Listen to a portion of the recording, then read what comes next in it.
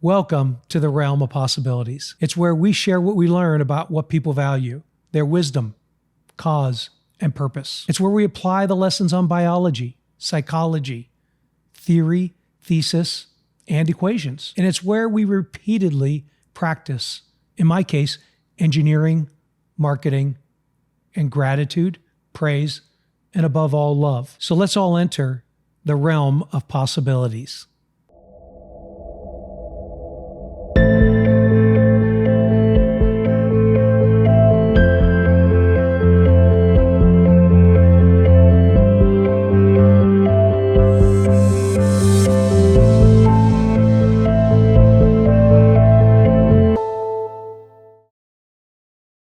Are you ready? I'm ready. This is day one. Day one. Day one. Ground zero.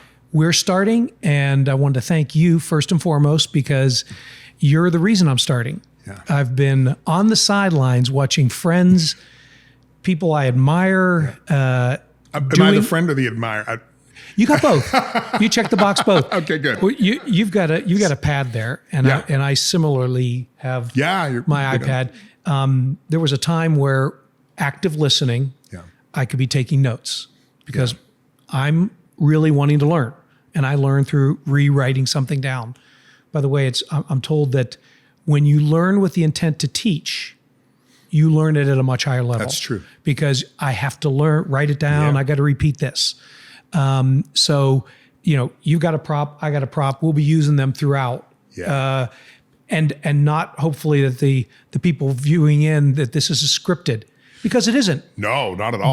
But the dialogue's rich. So Derrick, as we unroll the realm of possibilities, what I'd like to do is kind of discover our own why. Yeah.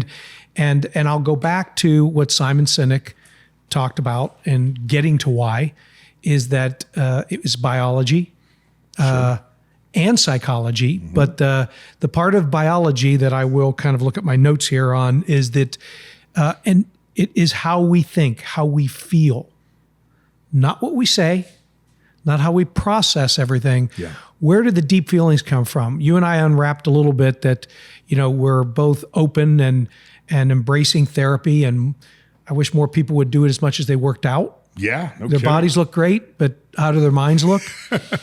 Well, the deepest part of our mind, the limbic system, connected to the stem. There's really three: the stem, the limbic, and the cortex. Prefrontal, yeah.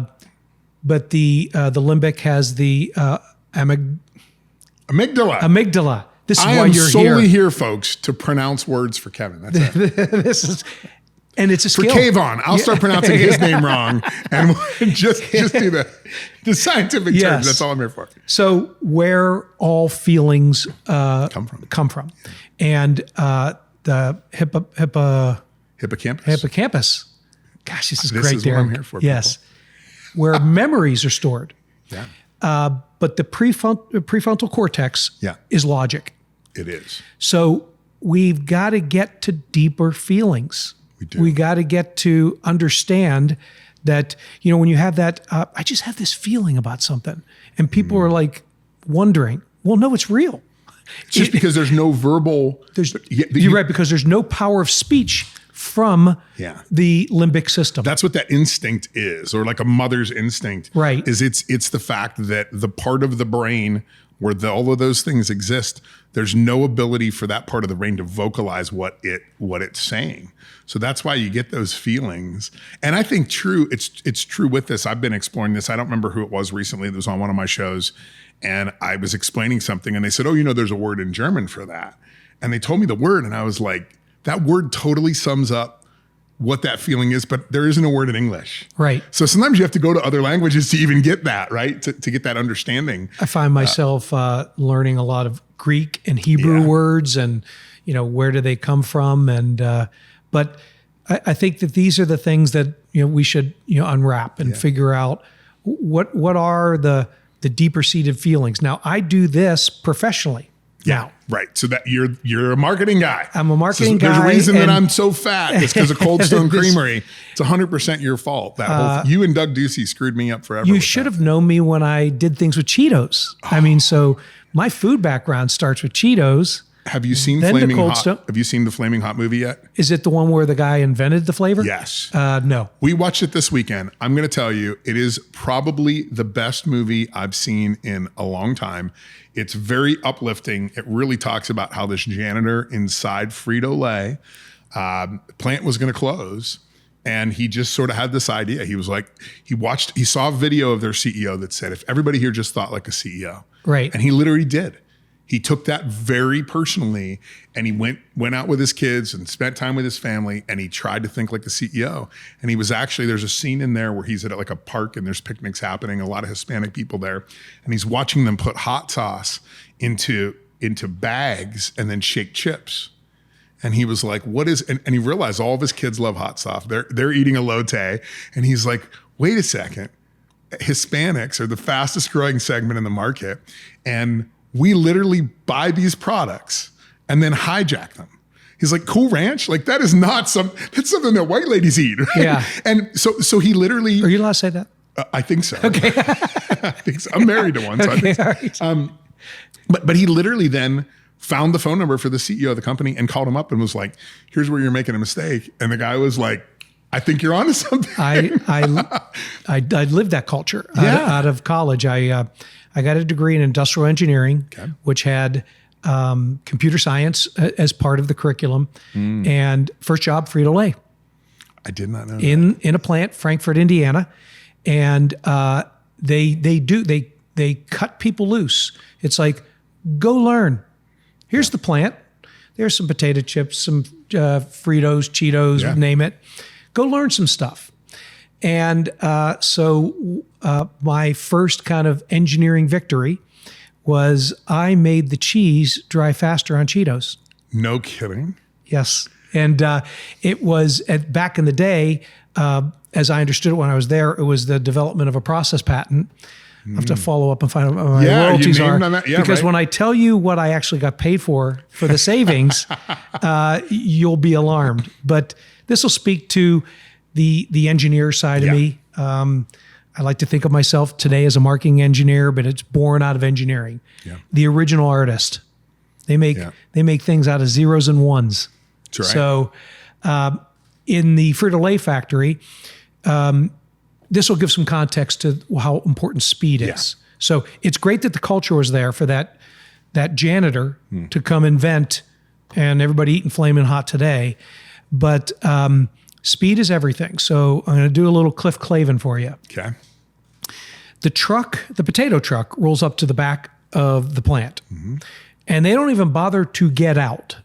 So the whole truck goes up on a lift, and the potatoes start falling out of the back onto the first conveyors to go into the factory. I love that. If it weren't for storage, Derrick, how long would it take for that potato to be in the bag, in a chip? If it weren't, I mean, I've got to think it's the same day for sure. Okay. I mean, is it a couple hours? What does it take to go through that process? 11 minutes. 11 minutes from the back of the truck into the bag. Yes. Foregoing any storage, but it's all about process and making things go faster and just in time. The and Japanese call it. So through the peelers, through the fryer, up in this seasoning and into the packaging. So I'm sitting there with that in mind and looking at the Cheetos. And Cheetos are cornmeal that comes through pipes and comes down through an extruder. That is just metal moving fast, really fast. The cornmeal pops in. Pressure and temperature, bam. Out pops the Cheeto. The crinkly type, the other ones pop out. Okay. But from there into a fryer, from the fryer into a seasoner, and then from the seasoner up across the entire factory plant floor and back. To dry. To dry. Yep. And I'm timing it, and I'm like seconds matter. So something occurred to me that it doesn't have to be time and temperature. It could be density and heat. So I built a conveyor that's about the size of kind of a kitchen kind of countertop and stack it 6 feet high. And now you have a mountain of Cheetos moving across, and the heat and density is drying it versus the time and temperature. Saved minutes and minutes millions and millions of dollars. You know what I got? Bag of Cheetos. And $100 for a methods improvement project. And that's when I said, this is great here in Frito Land, but I got to go maybe be an entrepepreneur. And listen, that's what my company does. Literally, like, I love that whole idea. Anybody that knows me knows that if you look in my bag, the first two things you're going to find is a counter, right? A manual, like press the button and count, like, and a stopwatch. And I don't allow my people, when we do process improvement, I do not allow them to use their phone. Are you sure you're not an industrial engineer? I literally believe, like, you stayed at a Holiday Inn Express last night, so you are one. But I'm serious. I don't allow people to use the stopwatches on their phone. And the reason is I've observed this. See, I'm an observer of process, but now I'm an observer of people that observe process. Because you are Dr. Fix-It? The process fixer is what I go by. I think you're better at it. You need to Dr. Fix-It. Dr. Fix-It. Yeah. Like, what do you think? I like it. Now I got to rebrand everything. Okay. Well, subtitle it. Yeah. So I don't think, we've known each other for a long time. I don't think we've ever really gotten to this discussion about systems thinking and people that can do this, because it's not everybody. I truly believe it's only about 1 or 2% of people. And it's difficult to find people that really get excited about the mundane details of every little thing that happens. And, that's what we do with my consulting firm, is we get into companies and I sort of visualize it as a mining operation, right? Where we come in and we drill some test holes, and we go observe a little bit of the call center, we observe a little bit of the manufacturing, a little bit of the software, a little bit of the accounting, and then we try to make some determinations on the areas where there's inefficiency. And then our objective is then to do super detailed process maps. And this is what engineers do, right? You literally have your gates in there. Okay, if thens, you've got your if it's this, then this, if it's this, then this, and you do all of these little things. And then the second thing we do is we record all that on video, and then we literally sit there with the stopwatches and we go, well, it takes Kevin 14 seconds to answer the phone, but it takes Julie 11 seconds. Well, let's move Julie over to answer the phones. And let's move Kevin over to this place, or let's train people on those pieces. Then we mash all that together, and then we really analyze it and look at it and say, okay, what is the average for that industry? And then how are we doing in our company? And what we find, it's really interesting, because executives are so focused on inputs, outputs, and outcomes that they don't understand how the sausage is made. They don't understand how the Cheetos are made. Yes. Right? They never have actually stood there for an hour and watched it, looking at it pop and puff and dry, and they've never thought these things through, right? So they tend to not have a really good perspective on it. And when you start to show them that time piece, and you start to say, 55% of all time is doing this, there's still a lot of companies out there that are not automated. They don't have. We work with a lot of healthcare facilities that we have one that receives 1,600 faxes a week. Faxes. Yeah. And they still have pagers? Yeah, you would think, right? If you have a huge clipboard, if there's a line item in your P&L for clipboards, you probably aren't very automated. Well, look, you're touching on something that, aside from what you and I love. Yeah, right. Okay. My son Luke is going to also foray into this being online podcasting, and his shtick is making fun of his old man. Because this, Derrick, might be not popular to a lot of people, because we love details, and details matter. You really do. And it is funny, literally, and educational when somebody takes kind of a humor side of things, and so Luke's doing that. He's taking and making fun of Dr. Data, and nice. But I only bring that up because as we start going into details, the ones that you love, that I love, that drive my wife crazy on how's that work? Yeah. Who cares? Yeah, it does. You and I do. Right. Yeah. And these are the details that matter. They really are. And I think they're so overlooked in so many businesses. I talk about, and I've talked about this on other podcasts and videos, years ago, I did some work for a major retailer. When I say major, I mean major. And one Sears? of the things, not Sears and Roebuck or Kmart. But one of the things that sort of blew me away, and I was doing environmental consulting back then, but one of the things that blew me away was when I had a conversation with somebody who oversaw like a department globally. They knew their cost of labor per second. And that was a real enlightening moment to me when I would be talking to somebody and say, well, it'll only take them a few seconds to recycle this. And they're like, oh, I see. So it's $60,000 a day. You're like, no, it only is a few seconds. But so many times we don't think about time as money, but we know it is. It's the most important thing. If you bring $100 into a business, you only expect a few dollars to make it to the bottom line. Well, where did it go? It magically disappears someplace in the process. And people are like, well, it's cost of goods and cost of labor. But okay, but is your labor efficient? Are your costs efficient? You talked about this before with Frito-Lay. The Japanese, there was a study that was done, I think it's been 20 years now, about car manufacturers. And the auto industry, one of their industry associations, sent out this survey to all of the auto manufacturers. And they said, one of the questions was, how many weeks of raw material inventory do you keep in stock? The Americans all went through, we keep 3 weeks, we keep 9 weeks, we keep 11 weeks. They sent the question to the Japanese. The Japanese didn't reply. They didn't answer the question. They sent somebody over there, as the story goes, and they sat down with the Japanese and they said, we asked you how many weeks and none of you replied. And they said, because you spelled hours wrong. I said, what do you mean hours? And they said, yeah, nobody keeps weeks of inventory. We don't have enough inventory to finish the shift that's running on the floor right now. We just bring the materials in during the shift. And that was just a mind melt for the American manufacturers because they're thinking, well, I can't start working till all of these materials are laid out on my shelves. And the Japanese are sitting there with the dump truck, dumping the potatoes right into the peeler. Yeah. My the second part of my career, third part of my career, was in and around this just-in-time inventory is things that people don't know is the beginnings of tech was EDI. Yeah. EDI was machines talking to machines for POs and invoices. Still a big thing today, and hardly anybody does it. Of course. It's crazy how few people do EDI. Different XML this, not EDI that. But the example that we had to use to help people conceptualize some of the things you're talking about is pin the PO to my lapel. Literally pin it to my lapel.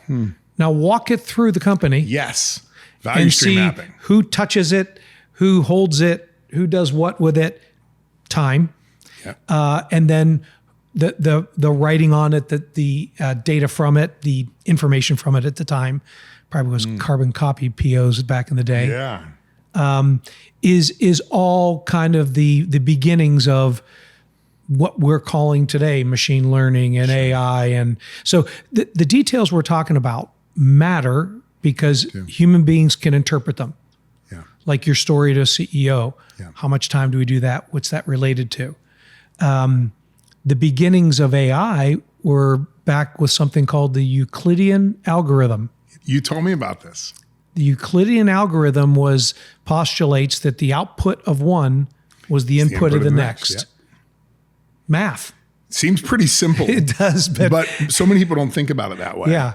So these details, these fix it. Derrick, you're going to tell me where you got your mojo. I got my engineering and thinking like this from my dad. 6 kids in Pittsburgh, and you're vying for your parents' attention. With 6 kids, for sure. Where do you fall at in that? In the middle. In the middle. No shock. Yeah, that makes sense. But the time with dad was projects. Yeah. All projects. Projects we'd put a pool in. Yeah. We lived on a hill. You can't put a pool on a hill. You got to dig into the hill. Yeah. Put the pool in. Cutting grass. A lot of grass. Lawnmower breaks. We don't have any money to fix it. To take it in, fix it. Rip apart a lawnmower. Yeah. I was always good at the ripping apart. It's the putting back together because then you're all your parts. Yeah. And then my image of dad is this Folgers coffee can with all the nuts and bolts in it and all the leftover parts. One. Yeah, sure. And so turns out I didn't know until literally like late in dad's life, he was an industrial engineer that practiced as a controller. Yeah. But yeah, so that's where I got my kind of just intense curiosity on how things work. Where'd you get yours? Boy, this is a good question. And I have to sort of think it through. I mean, I didn't, a lot of people know I didn't go to college, right? I grew up. Well, you were smart then, you and Zuckerberg. Yeah, right. and if I had kids, I don't know, I think if they wanted to be an engineer, you probably want your engineers to go to college. Yes. Doctors, lawyers, engineers. Yeah. Although right across the street from me, I have a Honeywell engineer for the last 40 years. He's worked at Honeywell. He is a non-degreed engineer. He literally learned it himself, figured it all out, and is an engineer at that organization without a degree because of practice, right? He was able to practice it. I think for me, I was not that kid that was really curious about how things worked.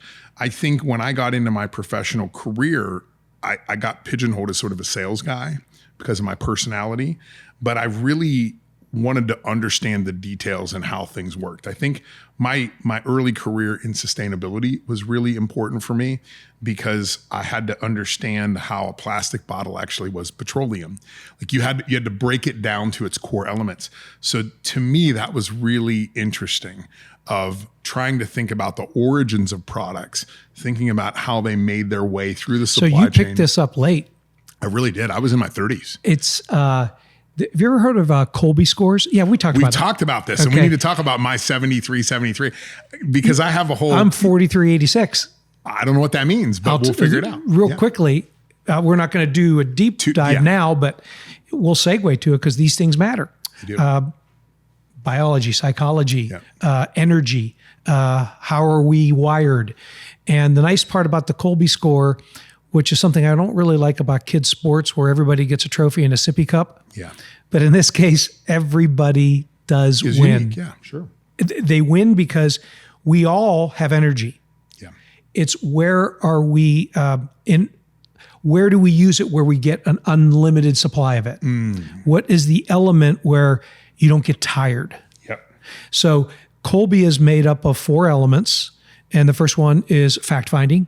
Okay. The second that's one, what I'm a 7 on? 7. Okay, now and you got the facts? I need to get with Victoria to get the read on this, and I haven't done it. So, okay, so I get the facts, right? You got the facts. Second? Follow-up. Oh, that's true. I'm bad with that. Then the next one is quick start or innovation. Okay.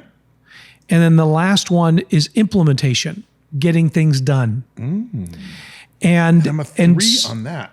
I think I know why, and I can diagnose. So here's what's interesting: that when you learn that if you're in the 1, 2, 3, it's meaningful. If you're in the 4, 5, 6, it's meaningful. 7, 8, 9. Literally, there are very few people that are in the middle band all the way across, and they're just really exceptional and moving away, kind of around and don't get tired. I mean, it's just really wild. But I'm 8 in innovation and quick start. Okay. And yet I love productivity. I love figuring things out and getting things done and having a list. Isn't that follow-up and facts? Yeah, and I'm 4 and 3. Oh, wait. So tell me what you are again. You're 4, 3. Okay. So 8, that's 6. 8, 6. Wow. Which 8, 6 is its own little bit of a unicorn, because getting things done is not typically what innovators do. They come up with ideas, but don't get them done. Right. And it just matters that I get more energy when I'm quick starting and getting things done. But I take my quick start energy into that follow up. I want to figure out a faster way to get things followed up. So it's not that I don't do facts or do follow up. It's just that I'm using the energy over here to apply it there. That's really Isn't interesting. That great? That is. And I think it applies now that you say this. So I'm going through the discovery process here on camera, right? Of what this means. I've done culture index multiple times, and there's a couple of these different. We've talked about predictive index, right? Predictive index, culture index. Culture index. I'm interesting in the sense that on logic and ingenuity, I think I'm a 10 in both. On patience and detail orientation, I'm either a 2 or a 3 in either one of them. And when I first found that out years ago, like there's another one, gregarious, I'm like a 9, which that makes sense, right? Right. There's when I read it, I was like, this is me.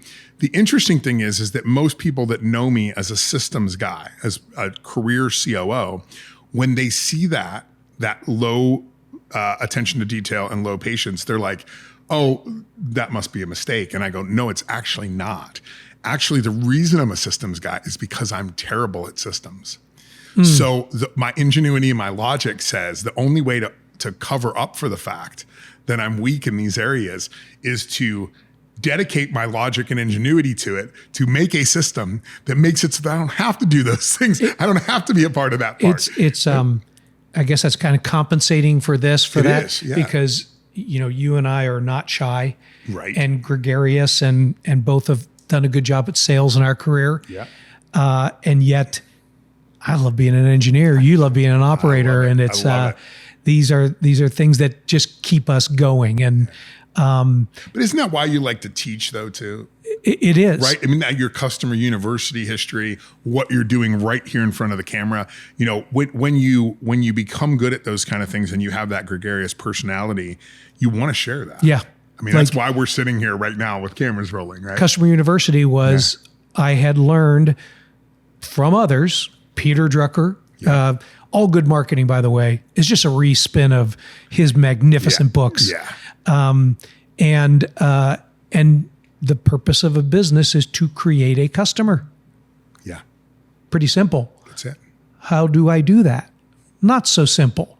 So thus the lessons at Customer University and even today, even what we're doing, that learn it, apply it to get it right, and then repeat it, whether it's a microphone or in practice. That is. Yeah. I like that too, that you mentioned Drucker, because I do think that unfortunately a lot of people today don't understand where the business ideas come from. Right. The ways that the world, for me, it's Deming, Edward yes. Deming, right? Deming and Drucker.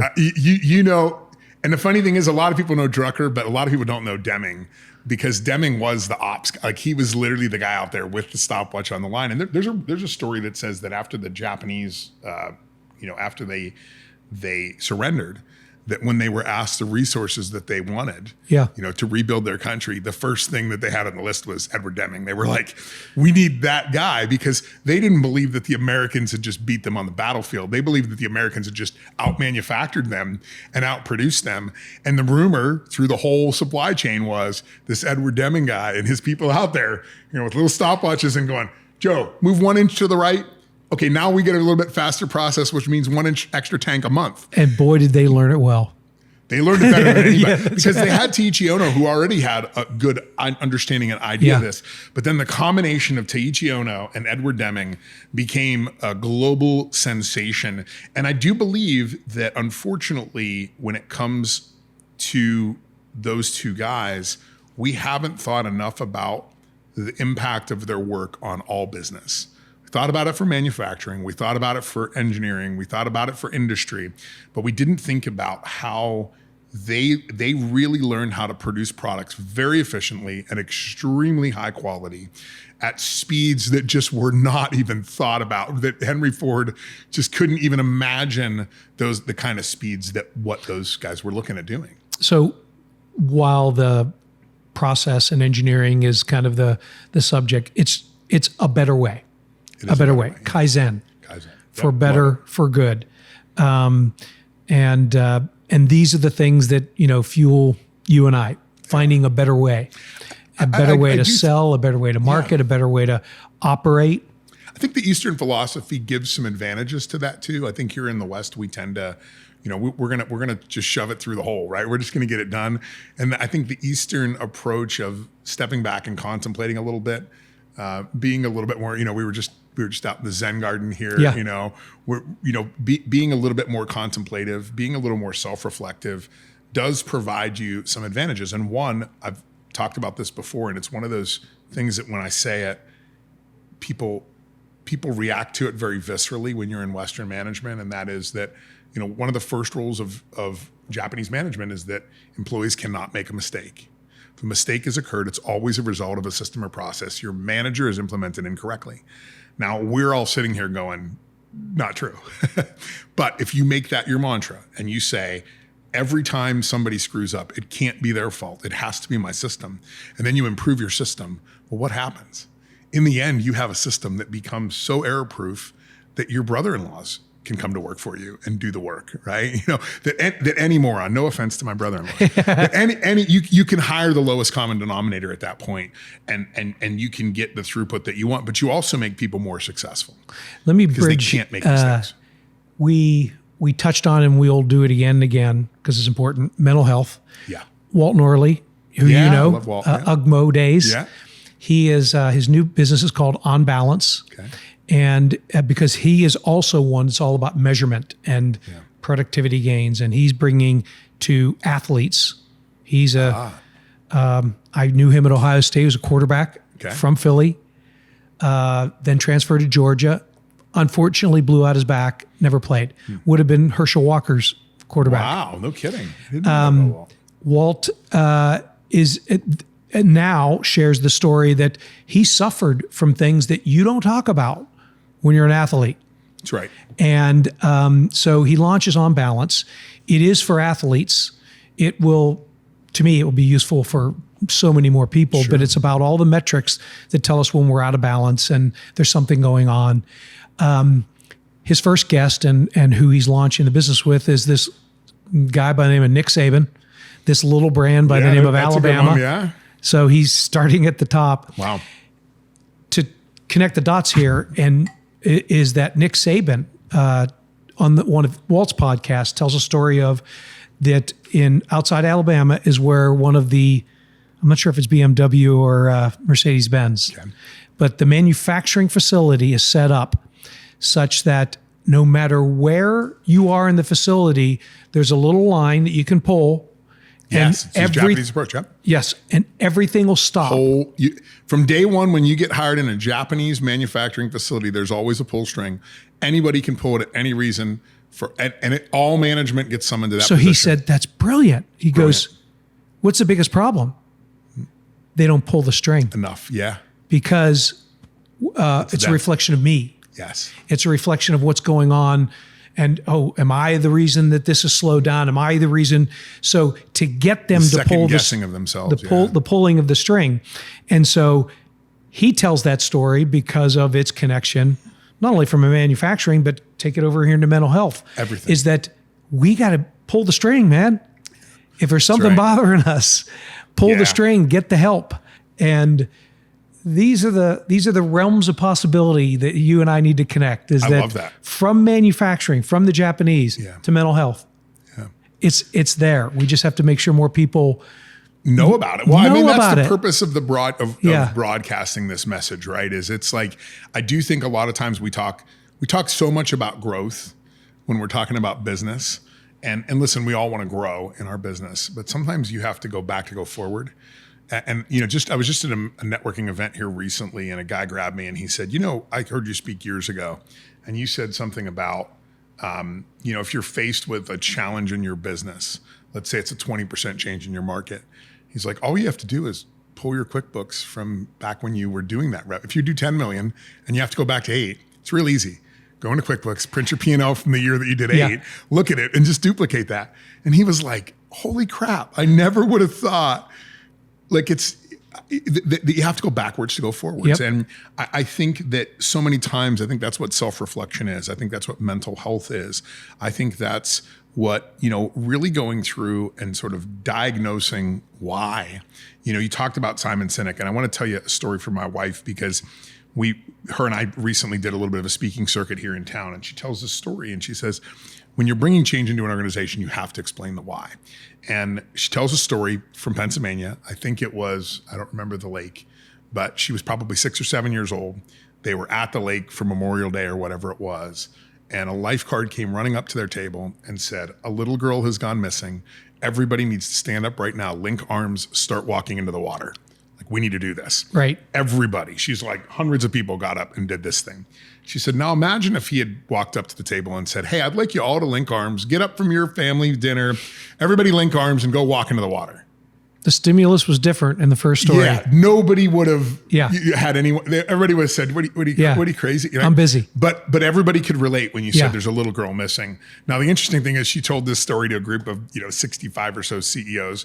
We leave, and then I get a text message after, and they were like, "The CEOs want to know did they ever find the little girl? Right. My wife's like, oh my God, I never Right. closed the story out, but they did. Yeah. She actually, wandered off and was playing in the woods or something. But it is really true. Why is so important.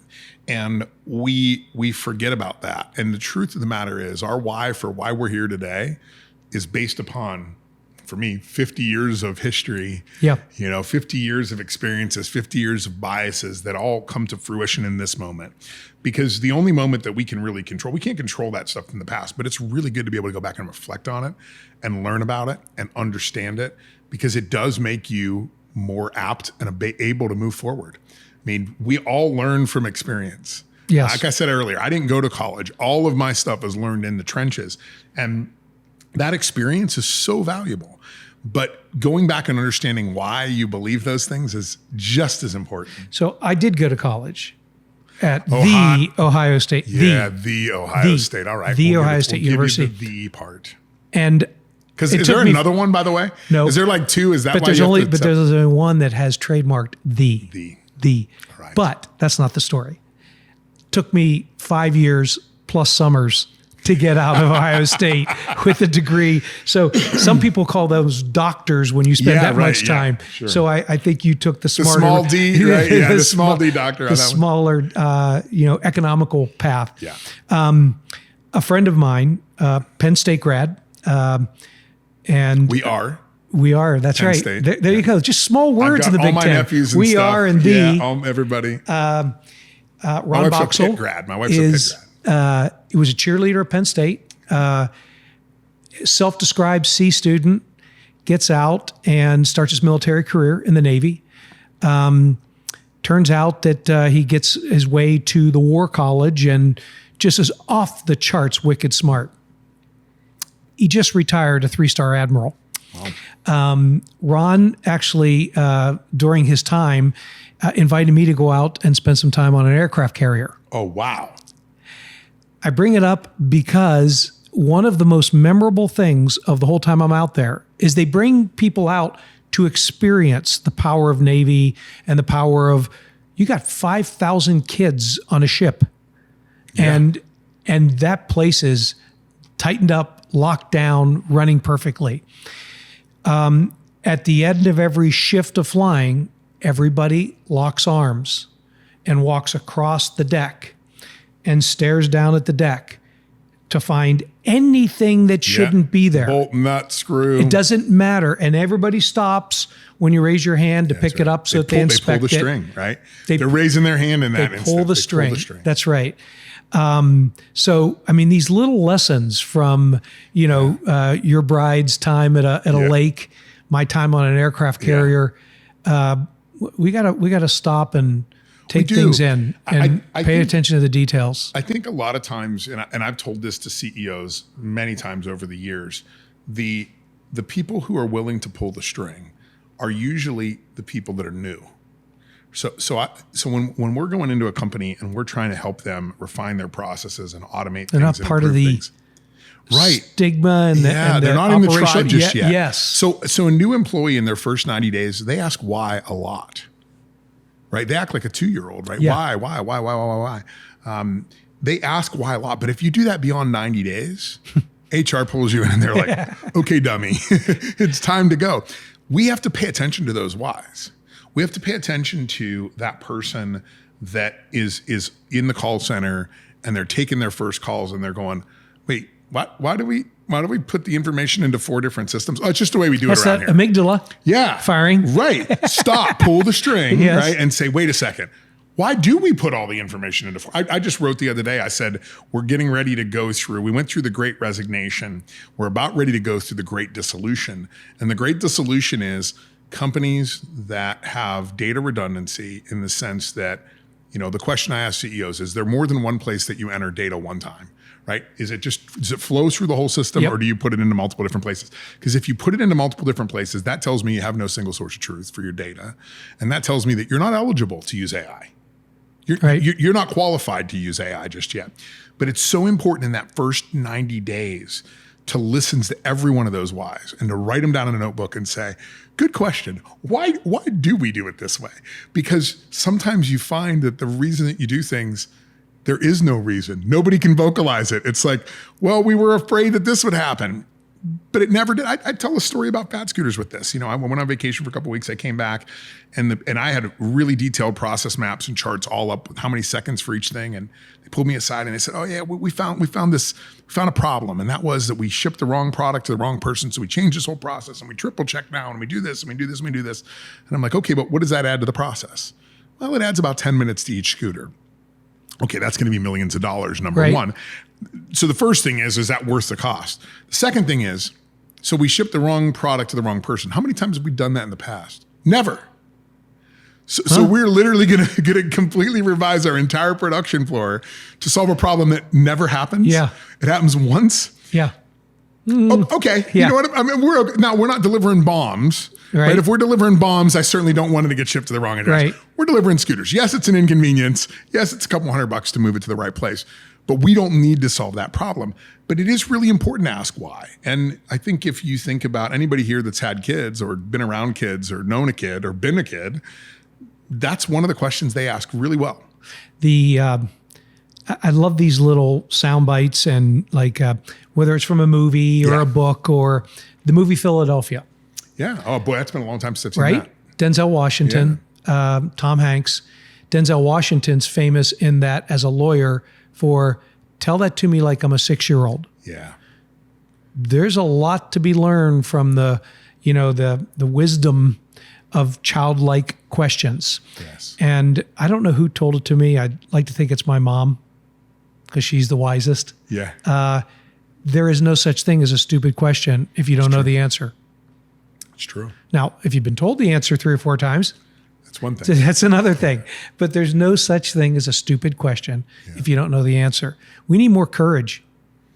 We need more courage to act like that person in the first 60 days, act like that child, start getting to the whys. It's true. I think in business, it's also true just socially, right? It's really easy. I just saw a video here recently about someone it was a professor that walked into his classroom, immediately pointed to a woman of color in his classroom and said, out, I don't want you here. Threw her out, right? She leaves. And then he goes into his whole conversation and, after a minute or two, he stops and he's like, okay, nobody's going to say anything. Wait, I'm just shocked right now. He's like, nobody's going to say anything. He's like, that was completely unfair, completely unjust. Yeah, I was the perpetrator of it. Everybody just sat here and let me do it. That's a problem. I'm surprised it wasn't somebody with a phone right there. And that's not online right now. I'm sure he had rehearsed this with that young lady ahead of time and they went through the whole thing. But it's really true. Sometimes we just allow injustice to be perpetrated.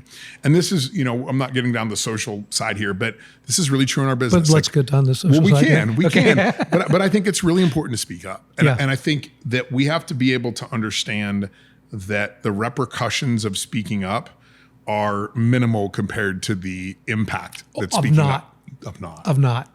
Yeah, for sure. I mean, there's certainly plenty. I love that picture. I've seen it, and it's on the internet someplace. Of, I think it's an Adolf Hitler. He's giving a speech, and everybody is just enthralled. And there's like one dude in the back with his arms crossed, like, this is not. You want to be that guy. Yeah. Right? You want to be the one guy that's going, yes, sorry, I'm not falling for this BS. And tell a friend. Right. Be the stone, as I said earlier in the break, right? You got to be that stone. You got to be the thing that goes, you don't have to. Was that on a break or did we capture that? I don't know if we caught that or not. Because I shared my mantra, my motto, learn, apply, repeat. Right. Derrick, and yours? Mine is be the stone, right? Continue. If you think about a stone dropping into a pond, right? It has an impact. And it impacts all of the things around it. And it's really easy to sit there and say somebody else is going to do it, or this is going to happen, or maybe even to believe that the stone dropping is something that happens spontaneously. Let's plan to drop our stones. Yeah. Let's figure out the pool that needs a little bit of friction, and let's put our stone in that. And I think if each one of us thought about our lives as that pond of water, and we thought about being the stone and where do we drop that and when do we drop it? When you want to drop it when there's a little bit of stillness. Yeah. To get the big, you don't want to do it in the middle of the waves, right? You want to find that place to drop that stone and be that stone in that situation and impact that environment and watch those ripples go out.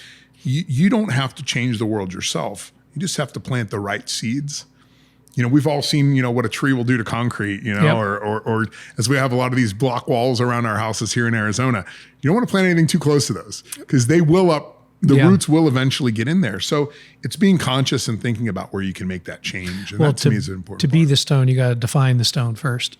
And, back to our why and what motivates us and what interests us. And it's real easy for stones to just lay around and do nothing. Yeah. Like, let's just be honest, right? That's sort of the natural state of a stone is to just, it was lava at one point and then it just laid around and did nothing for a long time. You got to start marketing our, rocks and right. pebbles. Pet rocks. I could Pet start rocks, selling. bring them back. I could start selling. They pet were rocks. around before. They were. Yeah. That was a thing. Nobody on this crew would know what a pet rock is, but you and I remember. Moon ring. Fact that you went to your mom and dad and you Yeah. said, "Can you get me a pet rock?" And you can buy them at the store. No, they're just rocks. You can just go get one. They're only like $5. Nope. I mean, your parents were like, "Are you a bunch of idiots?" But enough idiots actually were like, "You know what? It's pre-cleaned. It's been sanitized. Let's just go ahead and use the rock from the store." It's just a different type of diamond. It's really in the rough. I'm talking about a diamond in the rough. It's That's really right. in the rough. No, I think that's such an important segment to think about the why, right? To truly get into the detail. And I think as we continue to talk, particularly about marketing, it is about the feelings, right? It is about allow me to break that apart for you as an engineer. Okay. There's a process, there's an equation to getting to what would motivate people. Marketing's job is to cause or trigger an emotion to take action. Okay, got it. Cause or trigger an emotion to take action. That's it. And it's different if you don't know me being a brand. I've got to get your attention in probably more interesting ways than if we have a relationship. Okay. So those emotions or those triggers depend upon the level of a relationship a customer has with a brand. But to break it apart, it starts with a stimulus. There's something that you have a perception of. From that perception, you and you alone have it because you are wired the way you're wired. These are the feelings. Where do those feelings come from again, Derrick? What part of the brain? They come from the lizard part. Yeah. What's the amygdala? There you go. See? Yes. That creates a physiological change. Yeah. That triggers in your lizard brain to your logical brain, there's something to interpret here. So there is a physiological change, which then is an action or a reaction. Now, that's called a behavior, just to be clear. Yeah, that makes whole sense. flow is a behavior. So the art of trying to figure out what are your behaviors, your interest, the way persuasion tactics, these are all things that we as human beings are pretty predictable. And we're leaving these signals about what we believe and care about every single day, everywhere we go. So this is for some people when they saw, what was the first Facebook movie came out that people started realizing how it worked? Oh yeah. Social Network was Yes. it? Yeah. Yeah. It's like, wait a second, they're listening? They're capturing how I feel, what I do, what I like, where I go. Yes. And this just in, if you're getting anything for free over the internet or on any device, any screen, you are the product. Yeah. And so if people don't like that, then they can turn off everything they get for free. Something tells me that they're going to be back. Because we're just a society from the days of PBS and watching TV, and that we like us some content. We like us some stories. We do. So all those places you go will capture your interest and behaviors, as will third-party data, as will the data that you know about your customers.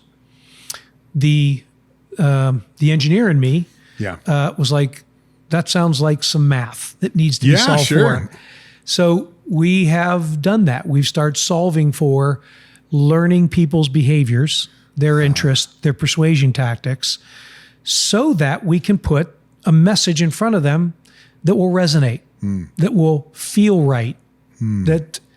I I guess that, when people still don't like that, there's some people that say that's a little bit creepy. And would you rather be bombarded with messages you don't care about? Right. And some will go, yeah.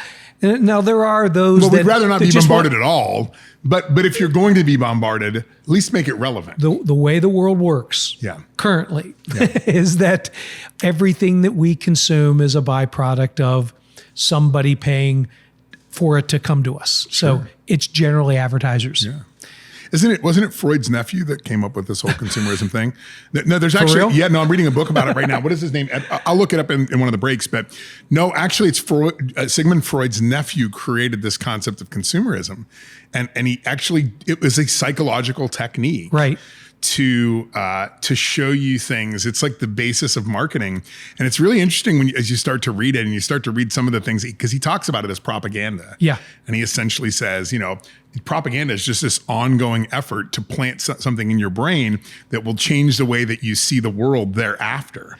And he doesn't talk about propaganda in the negative connotation of it being like, that's a word. Yes. It's like propaganda. It's propagate. But exactly. It's all it is. It's just farming. It's a farming technique, propagation. So and somebody says propaganda, they're like, ooh, bad. Right. We think about that in a very, No. So yeah. I do think that's interesting. And I'd love to, so let's talk a little bit about that, because it is a big part of what you do.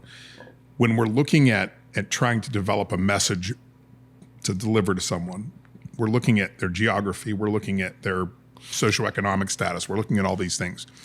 Are we also looking at what made them that? I'm saying, like, we're looking at where they are right now. Yeah, but are we thinking about? I mean, I guess it is true. Messages in the Midwest are going to be different than they are in the West Coast. There is a study. There are all kinds of signals, again, of how you were raised, where you were raised, what are you a byproduct of. These are, and literally, they're trillions of signals. So the minute I say that, do you have a slide rule and a calculator? You want to sit down and do that? That's where AI math. You either have to generalize, which is what we do, or you use AI. You just need a lot of hardware to do the calculations, to come up with the causation and correlation. And but at the end of the day, the signals are there, and we no longer have to talk to people just by what they buy from us, but we can learn who they are and what motivates them. So I'm in the business of doing that. And literally, that is the business. That using AI to look at those data lakes, to look at the data about people, to deliver them messaging that they want at the right place and the right time. And time, or maybe might not be they want, maybe the advertiser wants. Well, but you're fulfilling a need. There's a need there, right? There's something called latent pain, latent needs, wants, desires, and marketing's job is to get you to do this. It's true. For everybody on the radio, I turn my head. Yeah. Quickly. I mean, jerk the head is an emotion. It's a reaction. And by the way, it could be a shocking one. Yeah. It could be an unexpected one. It could be humor. These are all things that at the time you just want to get my attention. It's a very different thing than now that we know each other and we're sharing meaningful things. And then this is called the funnel in marketing and selling, and it's called awareness at the top of it.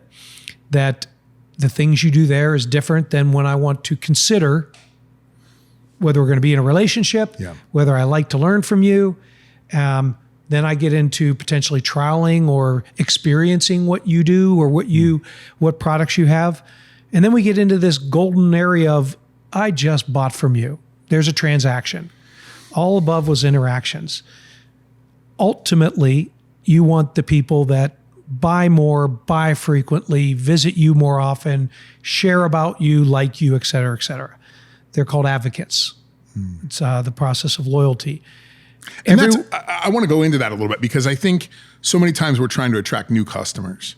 And this is something that people, I'm shocked how many companies don't truly understand the outcomes for their customers and truly figure out how to keep a customer. Well, they want to mine customers. They don't want to farm customers. Derrick, I'm in the business called AI advertising, and I believe the end game is no advertising. So maybe some of my shareholders might not like that. Right. Yeah. But I see where you're. Yeah. But it's the art of getting to the person that is going to use word of mouth.